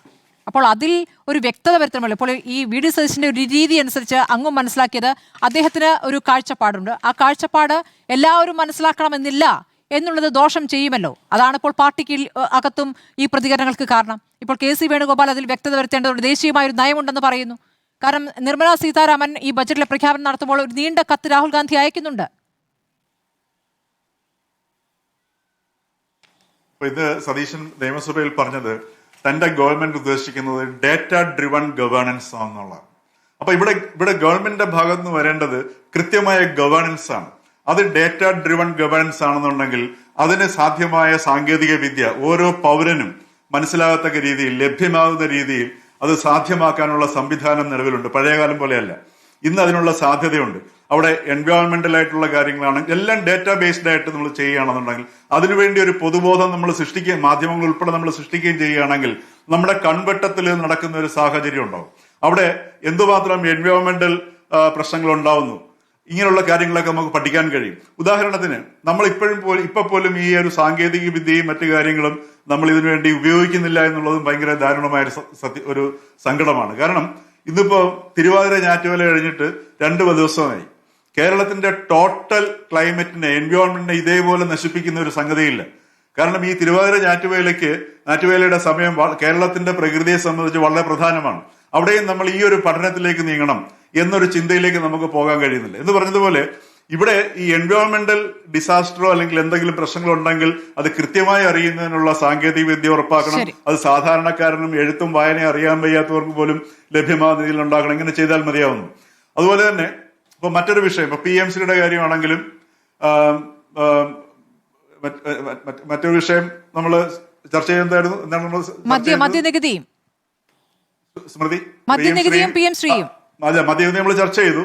അപ്പൊ PMCയുടെ കാര്യത്തിലാണെങ്കിൽ ഈ പറഞ്ഞതുപോലെ വി.ഡി. സതീശൻ വളരെ വ്യക്തമായ മറുപടിയാണ് സഭയിൽ കൊടുത്തത്. അപ്പൊ അത് എങ്ങനെ അതിനെ നിഷേധിക്കാൻ പ്രതിപക്ഷത്തിന് കഴിയും എന്നുള്ളത് വലിയ വിഷയമല്ലേ. പിന്നെ മറ്റൊന്ന്, ഇവിടെയും ഈ പറഞ്ഞതുപോലെയാണ്, നമ്മൾ ഈ PMCയെ എതിർക്കുന്നു. എന്തിന്റെ കാവ്യവൽക്കരണം എന്ന് പറയുന്നു. ശരിയാണ്, അതിന്റെ ഹിസ്റ്ററിയുടെ ഭാഗത്തേക്ക് വരുമ്പോഴത്തേക്ക് കാവ്യവൽക്കരണം എല്ലാം ഉണ്ട്. പക്ഷെ നമ്മൾ മനസ്സിലാക്കേണ്ടത് കേരളത്തിലെ ഏതെങ്കിലും ഒരു നേതാവിന്റെ മക്കളോ കൊച്ചുമക്കളോ ഈ NEP പ്രോഗ്രാമിൽ അല്ലെങ്കിൽ PMC പദ്ധതിയിലോ അല്ലെങ്കിൽ NEPയുടെ പരിധിയിൽപ്പെടാത്ത സിലബസിൽ പഠിക്കുന്നുണ്ടോ? നമ്മൾ മനസ്സിലാക്കേണ്ടത് കേംബ്രിഡ്ജിന്റെ സിലബസ് പാറ്റേൺ പിന്തുടരുന്ന ICSE ടെക്സ്റ്റ് ബുക്സ് എടുത്ത് നോക്കുക. അതിന്റെ മോളിൽ എഴുതിയിട്ടുണ്ട് കമ്മിറ്റഡ് ടു NEP 2020. അപ്പൊ ഈ പറയുന്ന ഈ സാമ്പത്തികമായിട്ടും എല്ലാം പിന്നോക്കം നിൽക്കുന്ന ഒരു കുറച്ച് വിഭാഗം ആൾക്കാർ മാത്രം ഈ സംഗതി പഠിക്കാതിരുന്നാൽ മതിയോ? ഇതൊക്കെ നമ്മൾ ചർച്ച ചെയ്യണം. അതുപോലെ PMC എന്ന് പറയുന്ന സംഗതിയില് ഇപ്പം മാതൃഭാഷയിൽ കുട്ടികൾ പഠിക്കണമെന്ന് നിർബന്ധിക്കുന്നു. അത് മോശമാണെന്ന് പറയാൻ പറ്റുമോ? അതേപോലെ കമ്പ്യൂട്ടേഷണൽ തിങ്കിങ് 1ാം ക്ലാസ്സിൽ സ്റ്റാർട്ട് ചെയ്യണമെന്ന് പറയുന്നു. അതിനനുസൃതമായിട്ടുള്ള പ്ലേ ഐറ്റംസ് ഇൻക്ലൂഡ് ചെയ്യണമെന്ന് പറയുന്നു. അതേപോലെ ആർട്ട്, അത്തരം കാര്യങ്ങളല്ലല്ലോ ശ്രീ ജ്യോതിഘോഷ് എതിർക്കപ്പെടുന്നത്. RSSന്റെ അജണ്ടയിൽ വരുന്ന പാഠ്യപദ്ധതിയിൽ ചരിത്രവുമായി ബന്ധപ്പെട്ടൊക്കെ ശാസ്ത്രവുമായി ബന്ധപ്പെട്ടൊക്കെയുള്ള ഇടപെടൽ അത് നമ്മൾ കാണുന്നുമുണ്ട്. അത് ഭയക്കുന്ന കാര്യം കൂടിയാണല്ലോ.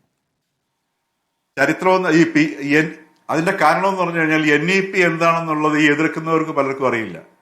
അതിന്റെ ഭാഗമായിട്ട് കൊണ്ടുപോയി PMCയിൽ യാതൊരു വിധമായ കാവ്യവൽക്കരണമില്ല. അപ്പൊ 5ാം ക്ലാസ് വരെ 5ാം തരം വരെ എടുത്ത് നോക്കുകയാണെങ്കിൽ ഒരുവിധമായ കാവ്യവൽക്കരണമില്ല. നമുക്ക് വളരെ പ്രോത്സാഹിപ്പിക്കും, ആർക്കും സ്വീകരിക്കാമെന്ന സാധനം. അത് മാത്രമല്ല, ഇപ്പൊ വി.ഡി. സതീശൻ പറഞ്ഞ പോലെ കരിക്കുലവും അതോടൊപ്പം തന്നെ സ്കൂളുകൾ തിരഞ്ഞെടുക്കുന്നതും നമുക്ക് ചെയ്യാവുന്നതാണ്. ശരി, അത് സിലബസ് പോലും രണ്ടു കൂട്ടർക്കും തർക്കമില്ലാത്ത കാര്യമാണ്. പക്ഷേ പൈലറ്റ് പദ്ധതിയാണ് എന്നതിൽ ആണ് ഇതിലെ ആശങ്ക പങ്കുവെച്ചവർ തന്നെ അത് നടപ്പാക്കുമ്പോൾ അത് വിശദീകരിക്കേണ്ടി വരുമെന്നതാണ്. അഡ്വക്കേറ്റ് അരുൺകുമാർ, ഇപ്പോൾ പ്രതിപക്ഷത്തോടാണ് ഇപ്പോൾ ശ്രീ ജോർജ് പുടിപാറയും ശ്രീ KG ജ്യോതിഘോഷും സംസാരിച്ചത്. അപ്പോൾ അങ്ങേക്ക് അതിന് മറുപടി നൽകാം. ഇവിടെ ശ്രീ ജോർജ് പടിപ്പാറ കുറച്ച് വിശദീകരിച്ചു. എന്നിട്ട് പറയുന്നത് കുടയും കുരിശും ഒക്കെ എടുത്തിട്ട് സമരത്തിനിറങ്ങിയെന്ന കുറച്ചുകൂടി സമയം കൊടുത്തുകൂടെ എന്നതാണ്. ഇപ്പോൾ ഇവിടുത്തെ ആരോഗ്യമന്ത്രി നേരത്തെ പറഞ്ഞല്ലോ, തോറ്റയാൾ മിണ്ടരുതെന്ന് പറഞ്ഞു. 7 തവണ തോറ്റയാളാണ് പറഞ്ഞത്. തോറ്റയാൾ മിണ്ടാൻ പാടില്ല, വിമർശിക്കാൻ പാടില്ല എന്ന് പറഞ്ഞു. അതുപോലെ തന്നെ പ്രതിപക്ഷത്തിരുന്നപ്പോൾ നമുക്കറിയാം ഒരുപാട് സാഹചര്യങ്ങൾ നമ്മുടെ മുന്നിലുണ്ട്. ഉത്തരവാദിത്തമുള്ള പ്രതിപക്ഷം കൃത്യമായിട്ട് തെറ്റുകൾ ചൂണ്ടിക്കാണിക്കും. ഇപ്പോൾ ഞങ്ങൾ കൃത്യമായി ധാതു ഖനനവുമായി ബന്ധപ്പെട്ടുകൊണ്ട് ഈ ബജറ്റിൽ വന്ന നിർദ്ദേശങ്ങളുമായി ബന്ധപ്പെട്ടുകൊണ്ട് ഞങ്ങൾ അഭിപ്രായം പറഞ്ഞു. അതിൽ ഒരിടത്തും KMMRL നിന്നോ കെൽട്രോണിന്റെ നേതൃത്വത്തിൽ നിന്നോ NFTDCയുടെ നേതൃത്വത്തിൽ നിന്നോ ഇല്ല. സ്വകാര്യ മേഖലയിൽ നിന്ന് തന്നെയാണ് അദ്ദേഹം ബജറ്റിൽ വിശദീകരിച്ചതും പത്രസമ്മേളനത്തിൽ വിശദീകരിച്ചതും. അദ്ദേഹം ഇപ്പൊ ക്ലാരിഫിക്കേഷൻ ആയിട്ട് വരുന്നു. PM ശ്രീ അത് ഞങ്ങൾ കൊടുത്ത കത്ത്, ആ കത്ത് പ്രകാരം കെപ്റ്റ് ഇൻ അബയൻസിലാണ്. അത് ആ തരത്തിലാണ് പോയതെങ്കിൽ ഇപ്പോൾ ഇങ്ങനെ ഒരു ചർച്ച വരുമായിരുന്നോ? നേരത്തെ അതിനെ എതിർത്തവർ അതിൽ നിന്നും മാറ്റി പറയുന്ന സാഹചര്യം വരുന്നു. ഇപ്പൊ മദ്യനികുതിയുമായി ബന്ധപ്പെട്ടുകൊണ്ട് ഇത്തരത്തിലൊരു നിർദ്ദേശം വന്നില്ലായിരുന്നുവെങ്കിൽ ഇത്തരത്തിൽ ചർച്ച ഉയർന്നു വരുമായിരുന്നോ? അതുകൊണ്ട് ഉത്തരവാദിത്തമുള്ള പ്രതിപക്ഷം എന്ന രൂപത്തിൽ ഞങ്ങൾ തെറ്റുകൾ ചൂണ്ടിക്കാണിക്കും. അന്ന് പ്രതിപക്ഷം UDF-നെ പോലെ എല്ലാത്തിനെയും എതിർക്കുന്ന പക്ഷമായിരിക്കില്ല, മറിച്ച് ശരിയും സത്യസന്ധമായി കേരളത്തിന്റെ ഭരണം മുന്നോട്ട് കൊണ്ടുപോകാൻ ഏറ്റവും നല്ല ഇടപെടൽ ഞങ്ങളുടെ ഭാഗത്തുനിന്നുണ്ടാവും. ആ ഇടപെടൽ വരുമ്പോൾ അതിനെ വിമർശിച്ചിട്ട് കാര്യമില്ല, സമയം കൊടുക്ക് എന്ന് പറയുന്ന കാര്യമില്ല. ഞങ്ങൾ പറയുന്നതിൽ എന്താണ് തെറ്റ് അത് ചൂണ്ടിക്കാണിക്കാം. താങ്കൾ തന്നെ ഒരു LDF-ന്റെ കാലത്ത് ഒരു ചർച്ച നയിച്ചുകൊണ്ട് പറയുന്ന ഒരു വാചകമുണ്ട്. ആ വാചകം ഭരണപക്ഷത്തിന്റെ ഭരണ നേട്ടങ്ങൾ ചൂണ്ടിക്കാണിക്കലല്ല മാധ്യമധർണം. ഞങ്ങൾ ചോദ്യം ചോദിച്ചുകൊണ്ടേയിരിക്കും. ചോദ്യങ്ങൾ ചോദിക്കാം, പക്ഷേ ഇവിടെ ഏതെങ്കിലും തരത്തിൽ അത് ഭരണപക്ഷം പറയുകയാണ് 8 കൊല്ലം മുമ്പ് ഇത്ര, 10 കൊല്ലം മുമ്പ് ഇത്ര, അതുമാത്രമാണ് ശരി എന്ന് വിശ്വസിച്ചാൽ ഞങ്ങൾക്ക് തിരുത്തേണ്ടി വരും. ഞങ്ങളെ സംബന്ധിച്ചിടത്തോളം ഏറ്റവും ഉത്തരവാദിത്തമുള്ള പ്രതിപക്ഷമായിരിക്കും. കൃത്യമായി നിയമസഭയിൽ ഇടപെടും, പുറത്തിടപെടും. ഇതുപോലെ ഇപ്പൊ പറഞ്ഞല്ലോ PM ശ്രീയുമായി ബന്ധപ്പെട്ടുകൊണ്ടുള്ള സാഹചര്യങ്ങളെല്ലാം. ഇതൊക്കെ പറയുമ്പോഴും എന്താണോ നേരത്തെ പറഞ്ഞത്, ഇവിടെ നികുതി ഭീകരതയായിരുന്നു, ആ നികുതി ഭീകരത ഞാൻ വന്നാൽ പിൻവലിക്കും, മുനമ്പം വിഷയം 10 മിനിറ്റ് കൊണ്ട് ഞാൻ പരിഹരിക്കും, അതുപോലെ PSC റാങ്ക് ലിസ്റ്റ് എല്ലാം ഞാൻ എക്സ്റ്റെൻഡ് ചെയ്യും, ഈ പറഞ്ഞതെല്ലാം നമ്മുടെ മുന്നിലുണ്ട്. ഇതിൽ നിന്നെല്ലാം നേരെ U-ടേൺ തിരിയുന്ന സാഹചര്യം മുഖ്യമന്ത്രിയുടെ ഭാഗത്ത് നിന്ന് നമ്മൾ കാണുകയാണ്. അത് വരുമ്പോ മൗനമായി മുഖം മൂടിക്കെട്ടിയിരിക്കാൻ ഞങ്ങൾ തയ്യാറല്ല. ഞങ്ങൾ ചോദ്യം ചോദിച്ചുകൊണ്ടിരിക്കും, ചൂണ്ടിക്കാണിച്ചുകൊണ്ടിരിക്കും. നിയമസഭയ്ക്കകത്തും പുറത്തും അതിശക്തമായിട്ടുള്ള ഉത്തരവാദിത്തമുള്ള പ്രതിപക്ഷമായിട്ട് ചോദ്യങ്ങൾ ചോദിക്കേണ്ടതാണ്, സമരം ചെയ്യേണ്ടതാണ്. പക്ഷേ നിങ്ങളുടെ കാലത്ത് നിങ്ങൾ നടപ്പാക്കുമ്പോൾ നിങ്ങൾക്ക് ഒരു തരത്തിലുള്ള പ്രത്യയശാസ്ത്ര മേമ്പൊടികളും ഉണ്ടായിരുന്നില്ല. ആ സമയത്ത് നിങ്ങൾ പ്രായോഗിക രാഷ്ട്രീയത്തിലായിരുന്നു. നിങ്ങൾക്ക് പ്രതിപക്ഷത്തേക്ക് ഇരിക്കുമ്പോൾ പെട്ടെന്ന് നിങ്ങൾക്ക് പ്രത്യയശാസ്ത്രം വരികയാണ്, ആദർശം വരികയാണെന്നൊരു ചോദ്യം സ്വാഭാവികമായും നിങ്ങളോടുണ്ടാകും. ശരിയാണ് അങ്ങ് പറഞ്ഞത്, ഭരണപക്ഷത്തെ പ്രകീർത്തിക്കലല്ല നമ്മുടെ ഒന്നും ദൗത്യം, പ്രതിപക്ഷത്തിൻ്റെതായാലും മാധ്യമങ്ങളുടേതായാലും. പക്ഷേ ഒരു കാര്യത്തിലേക്ക് നടപടിയിലേക്ക് കടക്കുമ്പോൾ ആ നടപടി എന്താണ് എന്ന് പരിശോധിക്കുകയും ആ നടപടിയിലേക്ക് എത്തുന്നേ ഉള്ളൂ. ആ കാര്യങ്ങൾ പരിശോധിക്കും, ആ ചോദ്യങ്ങൾ ചോദിക്കുകയും എന്നുള്ളത് നമ്മുടെ കൂടി ധർമ്മമാണ്. അപ്പോൾ അങ്ങ് ഇത് വിശദീകരിക്കുമ്പോൾ ഇന്ന് പ്രതിപക്ഷ നേതാവ് വിശദീകരിച്ച പോലെ PM ശ്രീ ഒപ്പിട്ടിട്ടല്ലേ ഉള്ളൂ, അത് ഈ പറയുന്ന സർവശിക്ഷാ അഭിയാൻ ഫണ്ട് കിട്ടാനാണ് എന്ന് പറയുമ്പോൾ, അങ്ങനെയാണെങ്കിൽ എന്തിനാണ് ദേശാഭിമാനിയിൽ അന്നത്തെ വിദ്യാഭ്യാസ മന്ത്രി ഒരു നെടുനീളൻ ലേഖനം PM ശ്രീയെ പുകഴ്ത്തി എഴുതിയത്? അങ്ങനെ എഴുതേണ്ട ആവശ്യമുണ്ടായിരുന്നു. ഈ ഫണ്ട് നേടിയെടുക്കാനാണെങ്കിൽ ആ തരത്തിൽ നീങ്ങിയാൽ പോരെ. നിങ്ങൾ കേന്ദ്രത്തെ പറ്റിച്ച് ഒരു കാര്യം നേടിയെടുത്തു എന്നൊരു ഒരു വലിയ ആത്മവിശ്വാസം കാണിക്കുമ്പോൾ എന്തിനാണ് അങ്ങനെ ഒരു ലേഖനം എഴുതിയത്? അതിൽ PM ശ്രീയുടെ ഗുണഗണങ്ങളല്ലേ പറയുന്നത്? ഒറ്റ കാര്യമുള്ളൂ, കേരളത്തിൽ നിയമസഭാ തെരഞ്ഞെടുപ്പിന്റെ റിസൾട്ട് വന്ന് 4-ാം ദിവസം കേന്ദ്രം സംസ്ഥാനത്തിന് കത്തെഴുതുന്നു. അറിയാലോ, UDF-ന് 102 സീറ്റ് കിട്ടി 4-ാം ദിവസം. ആ കത്തിൽ പറഞ്ഞത് LDF ഒപ്പിട്ടു എന്നിരുന്നാലും ഇതുമായി മുന്നോട്ട് പോയില്ല, അതുകൊണ്ട് PM ശ്രീ പദ്ധതി നടപ്പാക്കപ്പെട്ടിട്ടില്ല. കേരളവും തമിഴ്നാടും അടക്കമുള്ള സംസ്ഥാനങ്ങൾ, ബംഗാളും അടക്കമുള്ള സംസ്ഥാനങ്ങളിലാണ് നടപ്പാക്കാത്തത്. അതുകൊണ്ട് ഇത് നടപ്പാക്കാൻ പുതിയ ഗവൺമെന്റ് തയ്യാറാകണം എന്നാവശ്യപ്പെടുമ്പോൾ ഞങ്ങൾ അതിന്റെ സാഹചര്യമൊക്കെ കൃത്യമായിട്ട് വിശദീകരിച്ചു. ആ സാഹചര്യം തന്നെയായിരുന്നു കെപ്റ്റ് ഇൻ അബയൻസിൽ തന്നെ 2027 മാർച്ച് 31 വരെ പോകുന്ന അവസ്ഥയാണെങ്കിൽ പിന്നെ ഇത് പൊടി തട്ടിയെടുത്തത് ആരാണ്? എങ്ങനെയാണ് ABVP-യുടെ നേതാക്കന്മാർ പോയി വിദ്യാഭ്യാസ മന്ത്രിയെ കണ്ട് പൂച്ചണ്ട് കൊടുത്തത്? ലഡു വിതരണം ചെയ്തത് എന്താ? നടപ്പാക്കാൻ തീരുമാനിച്ചപ്പോഴല്ലേ? ഇപ്പോഴത്തെ വിദ്യാഭ്യാസ മന്ത്രി എല്ലാം കണ്ടീഷൻ മാറ്റിവെച്ച് നടപ്പാക്കാൻ ശ്രമിച്ചപ്പോഴല്ലേ? ഇത് വരുന്ന സാഹചര്യത്തിൽ ഞങ്ങൾ അന്നത്തെ സാഹചര്യം കൃത്യമായി വിശദീകരിച്ചിട്ടുണ്ട്, കെപ്റ്റ് അബയൻസിൽ വെച്ചു. അപ്പോൾ മറ്റു കത്തുകൾ നിങ്ങൾ കൊടുത്തില്ലല്ലോ എന്നാ. ഞങ്ങൾ ഒരടി മുന്നോട്ട് പോയിട്ടില്ല. ഈ യാഥാർത്ഥ്യം നമ്മുടെ മുന്നിലുണ്ട്. ഈ എല്ലാ വർഷവും 10 കൊല്ലത്തെ LDF ഭരണം ഇങ്ങനെ ആയിരുന്നില്ലേ എന്ന് ചോദിച്ച് പൊടി തട്ടി രക്ഷപ്പെടാൻ സമയക്കുറവുള്ളതുകൊണ്ടാണ് 2024 മുതൽ കേന്ദ്രവുമായുള്ള കത്തിടപാടുകൾ കൂടി എന്ന് വിദ്യാഭ്യാസ മന്ത്രി പുറത്ത് തന്നിട്ടുണ്ട്. ഡോക്ടർ ജിൻഡോ, ഒന്ന് ചുരുക്കി നിങ്ങളിപ്പോൾ ഇതിൽ നിന്നും എന്തൊക്കെ കാര്യങ്ങളിൽ U-ടേൺ അടിക്കുന്നു? കാരണം ഇപ്പോൾ നികുതിയുടെ കാര്യത്തിൽ നികുതി നിശ്ചയിക്കുകയാണ് ചെയ്തിട്ടുള്ളത്, തീരുമാനിക്കേണ്ടത് UDF ആണെന്ന് പറയുന്നു. PM ശ്രീ നടപ്പാക്കിയിട്ടില്ലല്ലോ എന്ന് പറയുന്നു, PM ശ്രീയുമായി മുന്നോട്ട് പോയിട്ടില്ലല്ലോ എന്ന് പറയുന്നു. അപ്പോൾ മുന്നോട്ട് പോവുകയാണോ പിന്നോട്ട് പോവുകയാണോ വ്യക്തതയില്ല. സ്മൃതി, ഞാൻ പെട്ടെന്ന് പറയാം. ഞങ്ങൾ യു ടേൺ അടിക്കുകയാണെന്നുള്ള പരാമർശം നിങ്ങൾ പറഞ്ഞു, പക്ഷെ ഞങ്ങൾ അതിനെ അങ്ങനെയല്ല കാണുന്നത്. പക്ഷെ ഇനി അങ്ങനെയാണ് നിങ്ങൾ ആ പദപ്രയോഗം അതിലൊരു മോശമാണെന്ന് ഞാൻ വിചാരിക്കുന്നില്ല. തെറ്റായ ട്രാക്കിലൂടെ 10 വർഷം ഓടിയിട്ട് 98 സീറ്റിൽ 35 സീറ്റിൽ എത്തി നിൽക്കുന്ന ഗതികേടിലേക്ക് എത്താതിരിക്കാൻ എന്തെങ്കിലും മിസ്റ്റേക്ക് ഉണ്ടെങ്കിൽ അത് പരിശോധിച്ച് തിരിച്ചെടുക്കുന്നതിൽ ഒരു തെറ്റുമില്ലെന്ന് വിചാരിക്കുന്നു ഞങ്ങൾ. അതുകൊണ്ട് തിരുത്തേണ്ടതുണ്ടെങ്കിൽ തിരുത്തി മുന്നേറുന്ന ഒരു നല്ല ജനാധിപത്യ മാതൃകയാണെന്ന് വിചാരിക്കുന്നു. പിന്നെ PM ശ്രീയെ കുറിച്ചിട്ട് അരുൺകുമാറിന്റെ ഗിരിപ്രഭാഷണം കേട്ടപ്പോൾ ഞാൻ വിചാരിച്ചു VD സതീശൻ പോയി ഒപ്പിട്ട് കൊടുത്തു, ഷംസുദ്ദീൻ പോയാണ് അതിൽ ഒപ്പിട്ട് കൊടുത്തത് എന്നാണ് വിചാരിച്ചത്. അങ്ങനെയല്ല. ഷംസുദ്ദീനെ ABVPയുടെ പൂച്ചണ്ട അതിനു മുമ്പ് കിട്ടിയത് V ശിവൻകുട്ടിക്കാണ്. വിദ്യാഭ്യാസ മന്ത്രിയായിരുന്ന V ശിവൻകുട്ടിക്ക് PM ശ്രീയിൽ ഒപ്പിട്ടതിന്റെ പ്രത്യുപകാരമായിട്ട്. അന്ന് അരുൺകുമാർ എവിടെയായിരുന്നു? അന്ന് ഈ പൂച്ചട്ടിന്റെ കഥയൊന്നും പറഞ്ഞു കേട്ടില്ലല്ലോ. നിങ്ങൾ ഒപ്പിട്ടിട്ട് നിങ്ങൾ മരവിപ്പിക്കാൻ വേണ്ടിയിട്ട് ലോകത്തിൽ ആദ്യമായിട്ട് കരാർ ഒപ്പിട്ടതിന്റെ ആദ്യ പിണറായി വിജയനാണ്.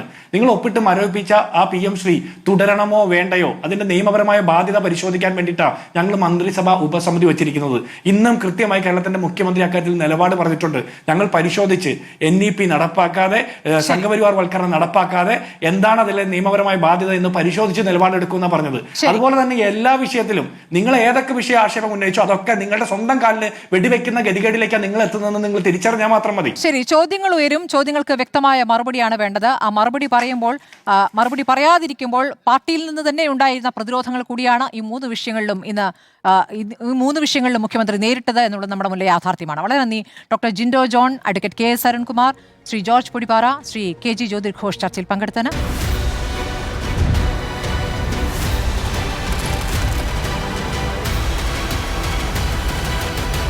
Debate with Smriti Paruthikad.